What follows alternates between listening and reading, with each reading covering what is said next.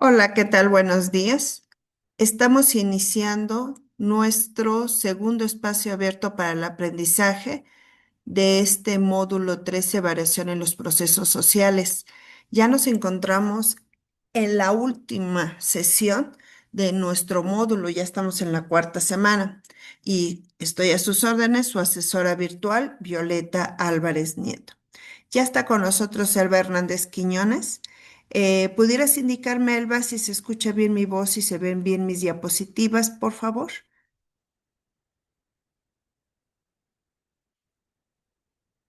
Perfecto, gracias, Elba. Ya me confirmó y bueno, yo voy a continuar.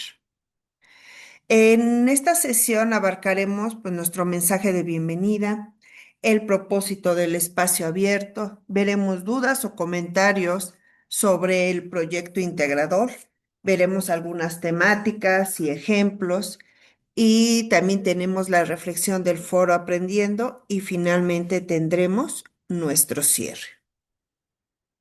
Voy a iniciar con esta frase motivacional. El éxito es la suma de pequeños esfuerzos repetidos día tras día. Y bueno, repasando el propósito de estos espacios abiertos, los hemos realizado a la perfección, ya que sí logramos la construcción del conocimiento al momento que intercambiábamos nuestros puntos de vista. Resolvimos también los que fueron dudas que llegaron a surgir a partir de los contenidos y realizamos actividades similares a las del módulo. Esta semana estamos abarcando una sola actividad que se llama Proyecto Integrador, la mejor opción para viajar. El día de ayer vimos la mitad de la elaboración del proyecto integrador y el día de hoy estaremos abarcando ya la otra mitad para que quede completo y ahora sí, ya lo puedan realizar y lo tengan estos días para poderlo enviar en tiempo y forma. Vamos a ver primero algunas temáticas que, como les comenté el día de ayer, ya nada es nuevo. Ya todo es como un repaso de lo que vimos en semanas anteriores. Sin embargo, pues sí las tenemos que recalcar porque forman parte de nuestro proyecto integrador.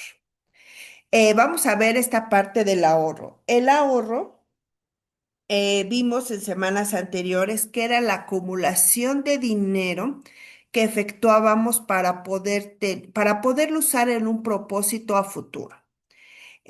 Muchos decían que, bueno, que no podían ahorrar, que no tenían casi dinero y así algunos nos empezábamos a poner un poquito de peros. Pero también decíamos que para ahorrar no se necesitan grandes cantidades de dinero, porque su definición lo dice, nada más es acumular, ¿sí? Parte de nuestro ingreso.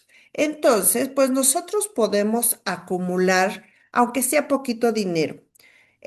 Si acumulamos un peso cada 8 días, no importa, pero la cuestión es el tener ese hábito de ahorrar y que tengamos un lugarcito donde yo vaya viendo cómo se va acumulando ese dinero. El ahorro por lo regular siempre representa pues ciertos sacrificios, porque ese dinero que nosotros no nos gastamos, tal vez en gustos o en lujos, lo estamos acumulando, pero la satisfacción de ver ese dinero acumulado y la satisfacción de que ese ahorro me va a servir para un proyecto que tengamos, ya sea individual o en familia, esa es la satisfacción que vale. Pero algunos preguntan, bueno, entonces, ¿cómo puedo ahorrar? Eh, Tengo esta regla popular que se llama 50-30-20. Esta regla menciona que de nuestro ingreso total que nosotros tenemos, utilicemos el 50% para el presupuesto que ya habíamos realizado para lo esencial, como el alquiler, la hipoteca, la comida, etcétera, ¿no? Y el 30% para otros gastos y al menos el 20% para los ahorros. Fíjese que al momento que nosotros utilizamos lo que es un porcentaje, eso quiere decir que yo en mi mente digo, ok, siempre voy a ahorrar el 20%, ya es una cantidad fija. Pero esto es dependiendo de mis ingresos, porque también muchos de nosotros a veces no tenemos ingresos fijos. Al no tener ingresos fijos, pues tampoco podemos tener una cantidad fija. Entonces, para que yo no sienta que estoy ahorrando menos o que estoy ahorrando mucho, si yo me pongo el 20% en mi mente que debo de ahorrar independientemente de lo que gane. Por ejemplo, si yo a la semana gano 1,000 pesos, por decir algo, y quiero ahorrar el 20%, voy a poner 200 pesos de ahorro. Ahora, si ustedes dicen, no, pues es que entonces me quedaría nada más 800 pesos. Lo que ustedes pueden hacer es que ese 20% sea sobre el saldo determinado. Recordemos, y poniendo así una cifra estándar, los 1,000 pesos. Y yo me gasto 800 pesos en lo esencial, en la comida, ¿ok? Me sobran 200 pesos. Pero si yo ya sé que de lo que me sobre voy a guardar forzosamente el 20%, ahí ya sé que 40% tengo que echar ahí en el botecito, en el cochinito, 40 pesos. Y pues el resto de los 160 pesos, pues los gasto en otra cosa que siempre, nunca falta, ¿no? Pero que yo me vaya poniendo una meta para poder ahorrar cierto porcentaje de dinero y que ahí poco a poco se vaya acumulando. Ok, otra cuestión, los préstamos. Ya habíamos visto la parte de los créditos, que es pedir prestado, pero ¿qué tan viable es pedir un préstamo para ir a viajar? Viajar lo estamos determinando como una inversión. ¿Por qué? Porque es una necesidad. El distraerse, el divertirse, forma parte de las necesidades básicas de la pirámide de Maslow, donde nos mencionas las necesidades básicas de todo ser humano. Entonces, aparte de que lo básico es comer, respirar, dormir, y eso es lo súper básico, tenemos el nivel de la diversión, porque también tenemos que desestresar nuestro cuerpo. Entonces, por eso los viajes o las distracciones los estamos tomando como una inversión familiar o inversión individual. Pero ahora, ¿qué tan viable es que pidamos un préstamo para poder viajar? Pues pedir un préstamo personal es una opción que muchas personas toman para darse un gusto durante las vacaciones. Tiene sus ventajas y tiene sus desventajas. ¿Cuáles son sus ventajas? Que puedo pagar mis vacaciones en cuotas, que es muy sencillo solicitar esos préstamos y eso me da la oportunidad de conocer lugares distintos. Sabemos que ahora la tecnología pues ya está súper avanzada y que en esta tecnología puedo tener desde mi celular varias agencias de viajes. Hay infinidad de agencias de viajes que por medio de ciertas apps yo ya puedo contratar un paquete para irme de vacaciones con mi familia. Estas vacaciones me dan hasta la facilidad de irlas pagando poco a poco en cuotas, en meses sin intereses, pero que las vaya pagando poco a poco, ¿no? Esa es una ventaja muy grande. Es muy sencillo solicitar, nos damos ciertas instrucciones, le damos a aceptar, aceptar, metemos la tarjeta de crédito, que al ingresar la tarjeta de crédito es que ya estamos solicitando ese viaje prestado, por eso estamos hablando de préstamos. Entonces, ya al momento que acepté, metí la tarjeta de crédito, ok, y ya rápidamente me llega mi solicitud de que ya tengo tal hotel reservado o un paquete completo que ahora en día ya están los todos incluidos, en donde pues, se incluye lo que es el transporte, ya sea en camión o ya sea en avión, el traslado, digo, sí, el traslado pues de donde me dejen, de que estamos hablando del aeropuerto al hotel, lo que es el hospedaje y lo que es la comida, o sea, todo, ¿no? Ya viene incluido. Entonces, pues también es muy sencillo solicitarlo. Y esto, pues al estar pagando en cuotas, en cuotas fijas o en meses sin intereses, me da la oportunidad de que cuando lo termine de pagar, vuelva a pedir otro crédito para poderme ir a viajar. Esas son las ventajas, pero también tiene sus desventajas. A veces los plazos son muy extensos. Si yo me voy con mi familia, pues sí vamos a gastar una cantidad considerable de dinero, ¿no? Todo, entre avión, hospedaje, comida, todo. Bueno, entonces voy a necesitar pagarlo a lo mejor en 24 meses. Es muy extenso, o sea, en 2 años. 2 años estar pagando un viaje que ya no voy a poder salir en 2 años, entonces también esa es una desventaja. Eh, Hay que tener también un buen historial crediticio para que me otorguen esos créditos. ¿Qué es el historial crediticio? Aquí es donde se involucra el buro de crédito, que yo sé que varios de ustedes lo han escuchado sobre el buro de crédito. El buro me gusta explicarlo como un semáforo. Todos los que en algún momento pedimos un servicio o pedimos un crédito, todos estamos en buro de crédito, todos. Lo dicen, ay, es que yo no quiero estar en buró, me da miedo, No, todos estamos en buro. La cuestión es cómo estás dentro del buro de crédito. Si en algún momento ustedes pagan Telcel, pagan Telmex, pagan Netflix, pagan ViX y cualquier plataforma, ya están dentro del buro de crédito, porque al fin y al cabo están ustedes consumiendo un servicio. Entonces, todos estamos. Como les digo, la cuestión es cómo estamos. Por eso, a mí me gusta explicarlo como un semáforo. Las personas que tienen créditos, que no pagan, que les tienen que estar cobre y cobre, se desaparecen, ya no se encuentran en ese domicilio, se van a otro domicilio, esas personas las tienen catalogadas dentro del buro de crédito como en un semáforo rojo.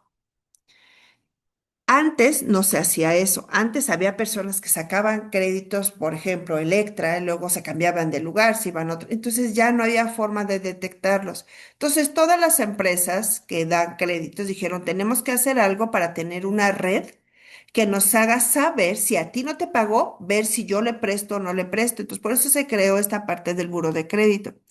Entonces, esas personas que son males pagadoras y que andan sacando uno que otro crédito, aparecen como letrero rojo. Esto no quiere decir que no les presten. Quiere decir que la persona que le va a prestar sabe el riesgo que va a tener si le presta. Puede correr un riesgo muy grande que no le paguen y que le pase lo mismo que a los otros. Pero ahí cada empresa sabrá si le presta, ¿no? Pero bueno, ahora, hay personas que sí pagan. O sea, son pagadores, se atrasan, sí, a veces un mes pagan poquito, el siguiente mes se ponen al parejo, en su tarjeta de crédito nada más pagan el mínimo, pero al siguiente mes sí. Tardan mucho para pagar, pero al fin y al cabo pagan. Esas personas están en semáforo amarillo, así como que pues sí paga, es buen pagador, nada más hay que estarle exigiendo y estarle mandando sus avisos. Ok, está en amarillo. Ya con eso ya sabrán las empresas si le prestan o no. Y hay personas que estamos en buró de crédito en un semáforo verde. Quiere decir que somos buenas pagadoras, que tengo una tarjeta de crédito Bancomer, que tengo una tarjeta de crédito Banamex, de que tengo un crédito automotriz, que tengo un crédito de nómina y mis ingresos me alcanzan para ir pagando todas mis tarjetas tal y como las voy utilizando. Y a veces pido préstamos y los pago, los pido a 6 años, pero los pago a 2. Cosas así, ¿no? Cosas de que eres muy buen pagador. Entonces, estás dentro del buro de crédito con un semáforo verde. La cuestión es que cuando tú vayas a contratar un paquete, debes de tener un buen historial crediticio y que te alcance el crédito que tienes en tu tarjeta para que te den ese crédito. Entonces, esa es una desventaja si es que no tienes buen historial crediticio. Ahora, debes de tener montos suficientes, porque si tus montos son insuficientes, no te puedes ir a viajar y que tus integrantes de la familia pues estén pasando penurias, ¿no? Entonces siempre hay que tener montos suficientes. Pregunta si ustedes cuando viajan, ¿cómo lo hacen? ¿Cómo viajan? A ver, ¿quién dice yo? Ya está con nosotros. Eloísa, y tengo una persona que dice Samsung. ¿Me pudieran decir quién es Samsung, por favor? Necesito tener su nombre. Yo aquí se lo cambio. Lo puede poner en el chat. Si no me pone su nombre, lo voy a tener que sacar. O alguna de las chicas, Elba o Eloísa, que esté integrada como doble o algo así. Ah, no, ya me dijo buenos días. ¿Cuál es su nombre? Por favor, escríbamelo y ya yo, lo cambio, por favor.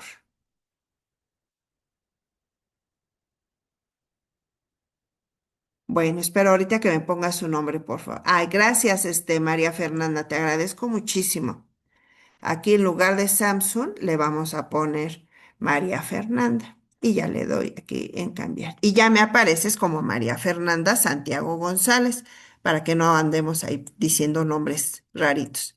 Muchas gracias. Entonces, vamos a... Ah, la pregunta, ¿cómo viajan ustedes? ¿Cómo viajan? ¿Cómo le hacen para viajar? ¿Piden préstamos con una agencia de viajes? ¿Ahorran ustedes para viajar? ¿Qué hacen? Por ejemplo, mientras me escriben, yo apenas el fin de semana me fui a una competencia de natación, porque les platico que me gusta la natación. Me fui a una competencia a nadar aguas abiertas, que es en el mar, en Ixtapas y Guatanejo. Entonces, mi esposo y yo contratamos un paquete en una app que se llama Despegar. Y pues ahí incluyó todo, ¿no? El viaje en avión, el hospedaje, pero pues si realmente lo paga uno a meses sin intereses. Entonces nosotros decidimos pagarlo a unos 9 meses sin intereses para que no nos generara tampoco tanto tiempo. Pero al fin y al cabo fue un crédito para poder ir a esa competencia. Creo que no tengo participaciones, entonces voy a adelantar porque si no nos atoramos. Ay, gracias, Eloísa, me dice Eloísa. Cuando salimos de paseos, solemos tener un guardadito, ya que algún préstamo solo lo requerimos solo para cuando de verdad lo necesitamos. Ok, muy bien. Muchas gracias, Eloísa, por tu participación. Voy a pasar a la siguiente. Ahora, para poder viajar, que aunque Eloísa dice, nosotros juntamos, ok, pero ellos tienen que hacer un presupuesto que me haga referencia a la cantidad de dinero que voy a necesitar para hacer frente a cualquier gasto necesario que yo tenga que realizar en mi viaje, de tal manera que yo pueda definir como una cifra anticipada cuánto me voy a gastar porque no me puedo ir nada más con que, a ver, tenemos 1,000 pesos, vámonos ahí a ver con lo que nos alcanza. No, y yo casi estoy segura que Loisa de igual manera hace un presupuesto para determinar cuánto es lo que va a gastar. Ahora, deben un segundito y leo la participación de él.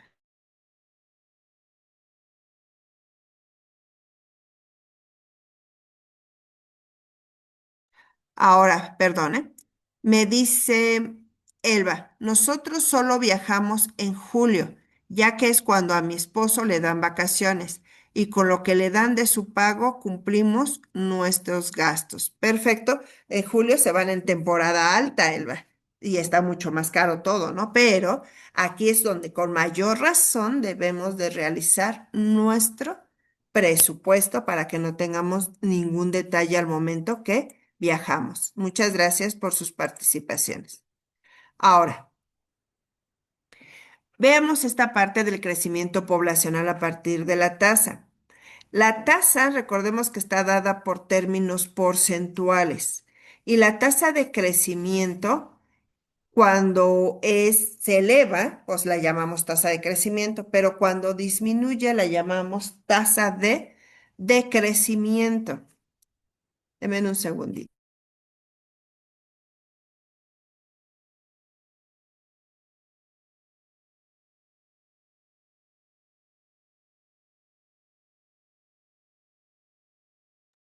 Perdón, chicos. Entonces, hablamos de una tasa, cuando disminuye, hablamos de una tasa de decrecimiento. Y esto, hablando de población, podemos tener tasas de crecimiento cuando nacen, ¿no? Ciertas personas, estamos hablando de la natalidad. Cuando las personas fallecen, bueno, aquí podemos tener tasas de decrecimiento, lo que es en la mortalidad.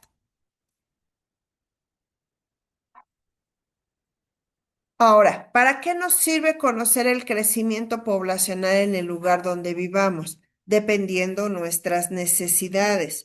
Por ejemplo, si yo tengo pronosticado abrir un negocio, yo tengo que ver cómo está comportándose mi población, al menos mi colonia, para saber si la gente está llegando, cada vez va a haber más gente y eso me va a ayudar a poder tener mayores ventas. Pero pues necesito analizarlo dependiendo mis necesidades. Si yo quiero abrir una papelería, pues tengo que ver que esté cerca de una escuela y una escuela que cada vez vaya a función de estar aumentando su matrícula. Si no, pues no voy a progresar dentro de mi papelería. Ahora, por ejemplo, aquí donde yo vivo, en San Juan Teotihuacán, aquí San Juan Teotihuacán es una comunidad de turistas. Y esta comunidad de turistas pues tendría yo que pensar qué pudiera yo hacer, porque cada vez viene más gente, quiere decir que tengo una tasa de crecimiento por los globos aerostáticos.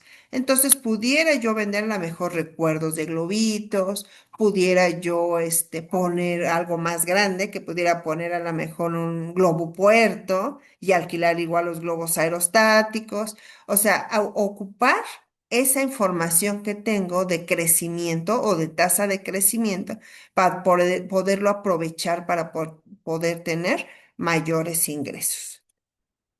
Ahora sí, vamos a entrar a nuestra segunda parte del proyecto integrador, la mejor opción para viajar. Recordemos que aquí el propósito de este proyecto integrador es que apliquemos los conocimientos sobre diferentes instrumentos financieros que analizamos durante las semanas anteriores y las tasas de crecimiento poblacional a fin de dar respuesta a los planteamientos.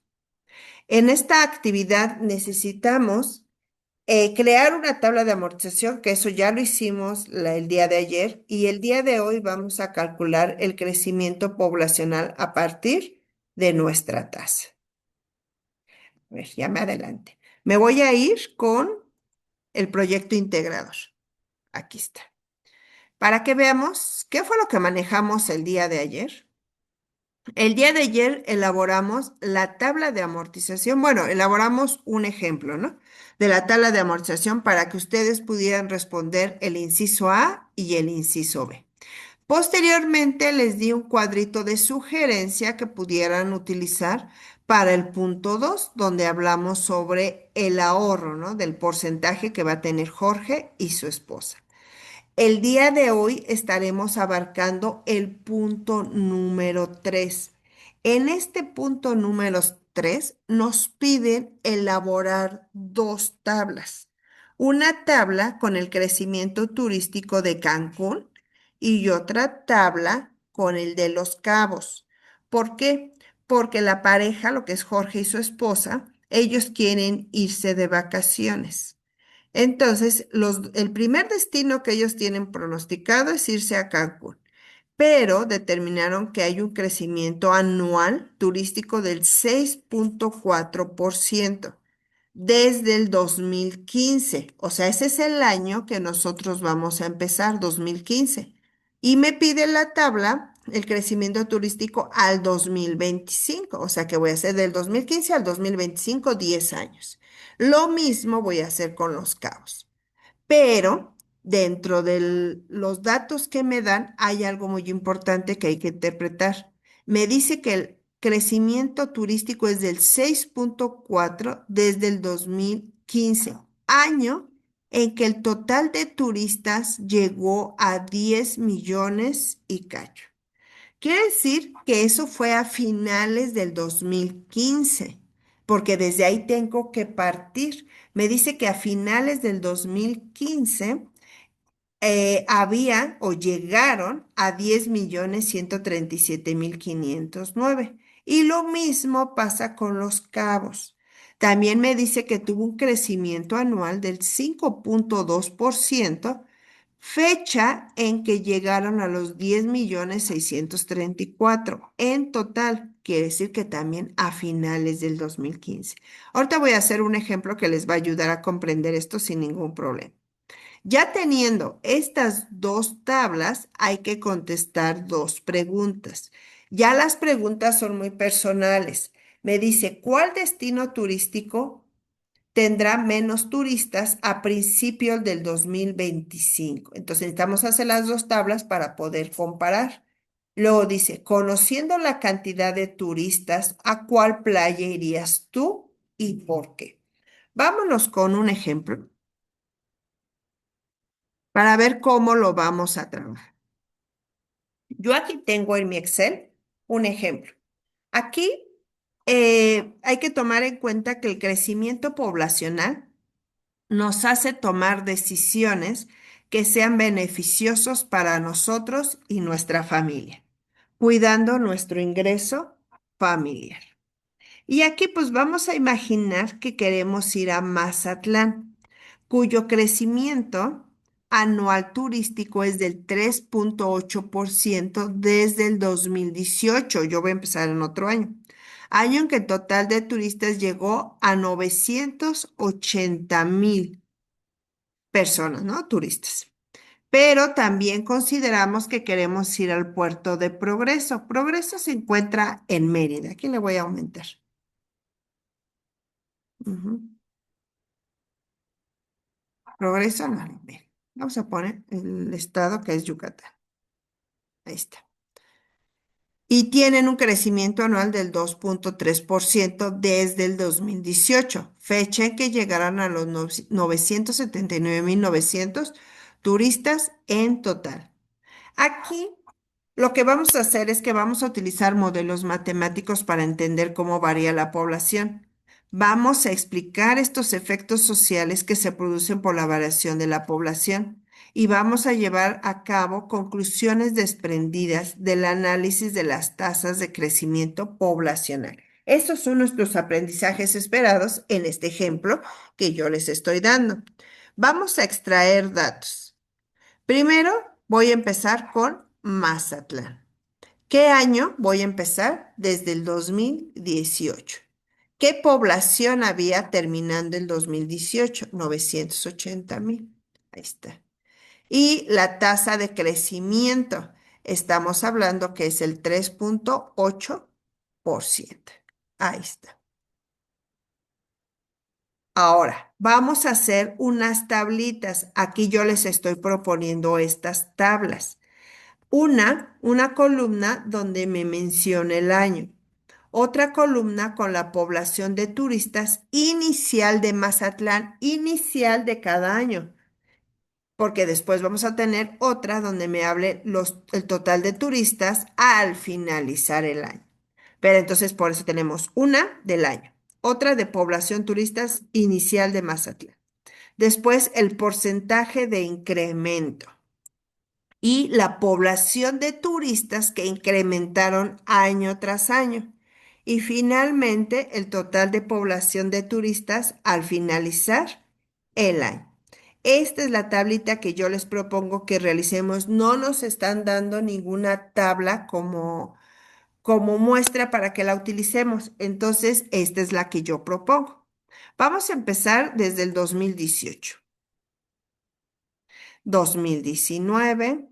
Y ya nada más teniendo dos, le voy a dar la secuencia en Excel. Lo selecciono y lo arrastro. Y ya me lo da. Lo voy a hacer hasta el 2025 yo. Ahora, Recordemos que dentro de la redacción no me da, en el año inicial, no me da cuántos turistas hay, porque bien dice la redacción desde el 2018, año en que el total de turistas llegó. Quiere decir que a finales del 2018 hubo 980,000 turistas. Entonces, quiere decir que al finalizar el año tuve 980,000 turistas. Sí sé que aumentaron 3,8%, eso sí lo sabemos, pero no sabemos con cuánto empezó el primer año. No lo sabemos. ¿Cuándo aumentaron? Tampoco, porque no tengo la población de turistas inicial. Eso nada más pasa en el primer año. Y sí me dan la total de población turistas al finalizar el año, 980,000. Ok, pero el siguiente año, ¿con cuántos turistas voy a empezar? Con el número de turistas que finalizó el año anterior. Entonces, arrastro el del año anterior. Esta tasa es una tasa fija. De todos los años se va a elevar esa misma cantidad de turistas. Ahí está. Aquí en azulito les puse la fórmula. Lo voy a poner en un azulito más claro para que se vea mejor. Ahí está. Entonces, para sacar cuántos turistas llegaron en ese año, pues voy a poner un igual porque voy a poner una fórmula. Multiplico la población por, que es el asterisco, el porcentaje. Y ese año van a incrementar 37,240 personas. Entonces, al finalizar el 2019, ¿cuántas va a haber? Ah, pues voy a poner otra fórmula, le pongo igual. La población de turistas con la que empecé más la cantidad que obtuve de los turistas que incrementaron y le doy igual. Y ya con eso, ya lo único que hago es arrastrar, porque me va a ir arrastrando lo de años anteriores. Estas son las mismas fórmulas y ya nada más arrastro. Y ya tengo mi tabla de la primera población de turistas, que es el de Mazatlán. Ahora vamos a hacerlo con el otro, que es el Puerto de Progreso. ¿Qué año? Igual, 2018. ¿Qué población? A ver, veamos en nuestro ejemplo.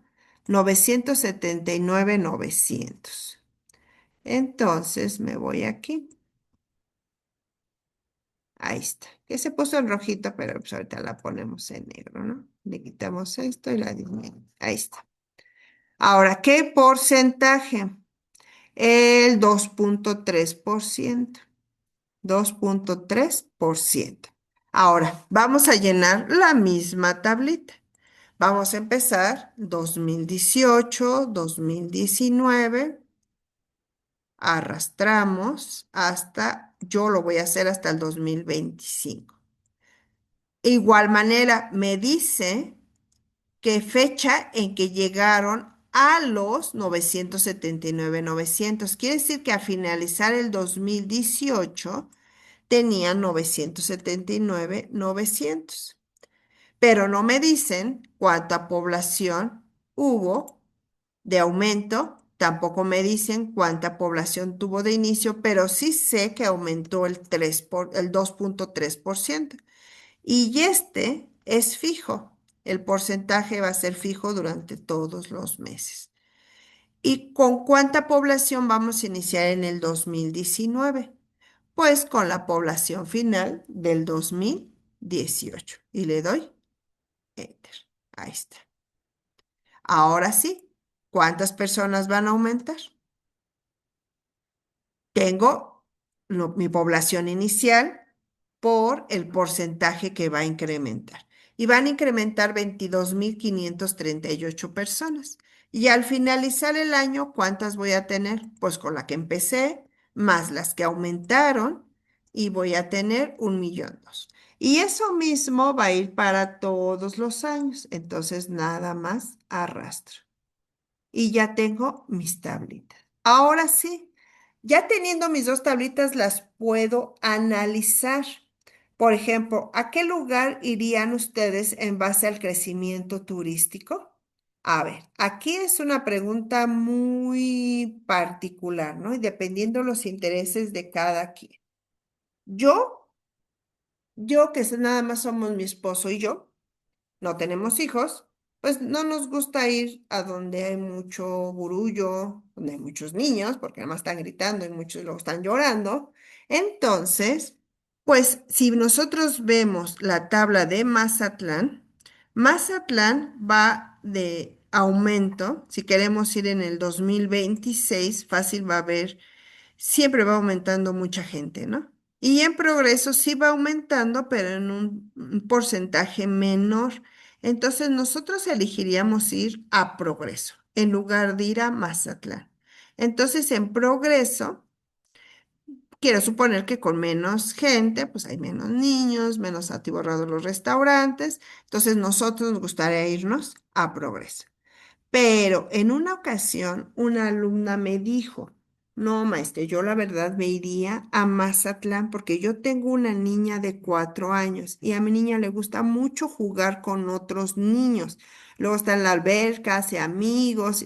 Entonces yo me iría donde hay más gente para que yo tenga la seguridad que va a haber más familias, más niños y mi niña pueda jugar. Entonces ya ven cómo es dependiendo de las necesidades de cada quien, pero en base a eso decidimos, porque yo no hubiera sabido, si no hubiera analizado el incremento turístico, que me conviene mejor a mí, Violeta y su esposo irme a Progreso. Y la compañera fue en otra generación, no sabría que sería mejor ir a Mazatlán si no analizamos esta parte de las tablas, ¿no? De crecimiento poblacional.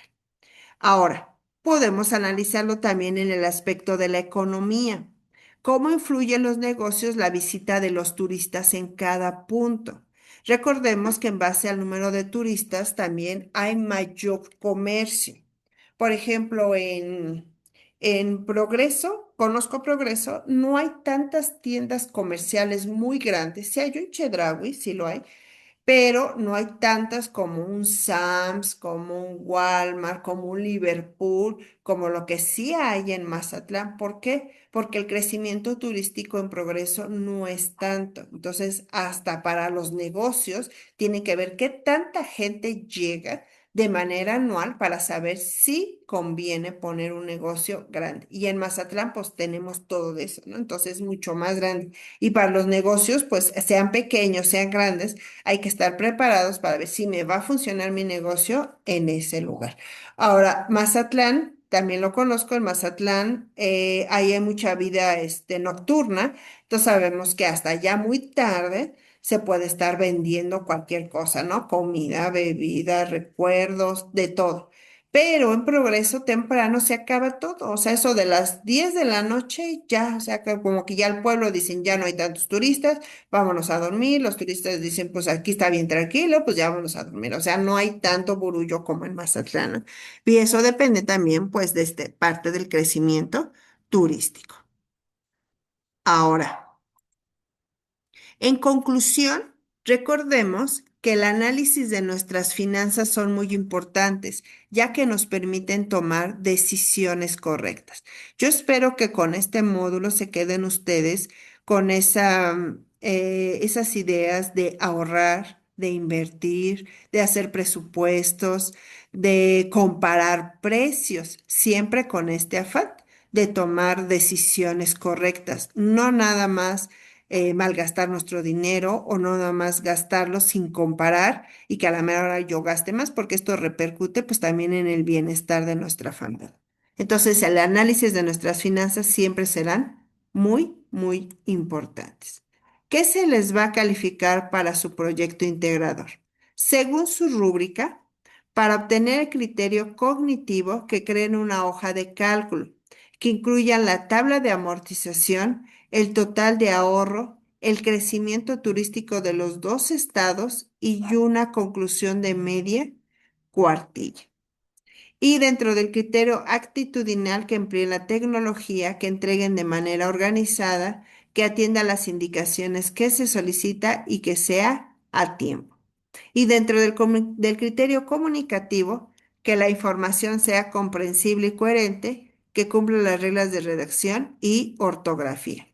Y dentro del pensamiento crítico, que mediante su conclusión demuestre que comprende la importancia de las matemáticas, el analizar el crecimiento poblacional para la toma de decisiones y que se reconozca cómo implementar estrategias al analizar su economía. Les dejo también esta bibliografía de apoyo de qué es demografía, qué son las tasas de crecimiento demográfico, para que puedan ampliar ustedes sus conocimientos y tengan herramientas para su conclusión. Ahora sí, ¿alguna duda de manera general? Todavía nos faltan una que otra diapositiva, pero para poder realizar su proyecto integrador, ¿alguna duda, chicas?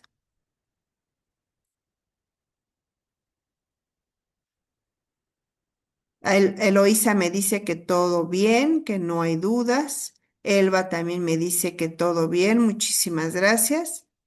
Y voy a avanzar con el foro aprendiendo. El día de ayer vimos el foro de integración porque importaba que empezaran ya con sus aportaciones, pero no está de más y recuerden que dentro de la interacción de la plataforma toma en cuenta que participen también en el foro aprendiendo.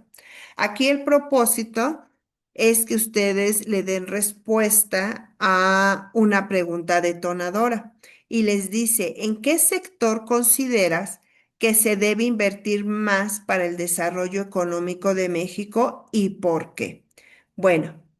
Si estamos hablando de temas relacionados con economía y población y nos están hablando de sectores, ¿qué tipo de sectores conocemos? Tenemos tres que vimos desde la secundaria y yo sé que se van a acordar de ellos. El sector primario, el sector secundario y el sector terciario. El sector primario. Aquí es donde están las actividades que se obtienen recursos directamente de la naturaleza. Aquí el humano pues se involucra porque utiliza maquinaria para poderlo extraer, pero no le da ninguna forma. Lo que es la agricultura, el cosechar lo que es el trigo, el maíz, la cebada, todo eso pues lo extrae, pero no lo modifica. Lo que es la ganadería, el aprovechamiento forestal, la pesca y la minería. En el sector primario se realizan ciertas acciones, pero sin modificar la esencia de la materia prima.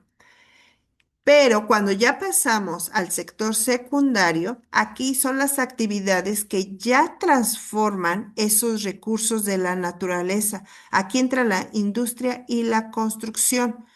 Por ejemplo, en el sector primario, el aprovechamiento forestal, ¿no? Aquí pues siembran los árboles, los cortan cuando ya están grandes, dejan los chiquitos y todo el tronco así grandote, todo el árbol, todo eso se le llama dentro del sector primario actividades de aprovechamiento forestal. Pero esos árboles o esos troncotes ya cortados los llevan a un aserradero. En ese aserradero, pues ya los empiezan a cortar, los empiezan a lijar, utilizan otro tipo de máquinas para que ya salgan tablas como las que conocemos, ¿no? Más planitas, más delgaditas, más limpiecitas. Y entonces aquí ya están transformando ese recurso de la naturaleza. Y entonces aquí estamos hablando del sector secundario. Y el sector terciario, aquí van a encontrar que algunos ya hablan sobre un sector cuaternario, porque el sector terciario se hizo tan grande porque aquí están involucrando lo que es el comercio y los servicios y el transporte. Bueno, el transporte es un servicio, ¿no? El turismo, la enseñanza, la banca, los servicios, todos los servicios los están mezclando con el comercio. Entonces, por eso crearon otro sector cuaternario, pero todavía no está bien establecido.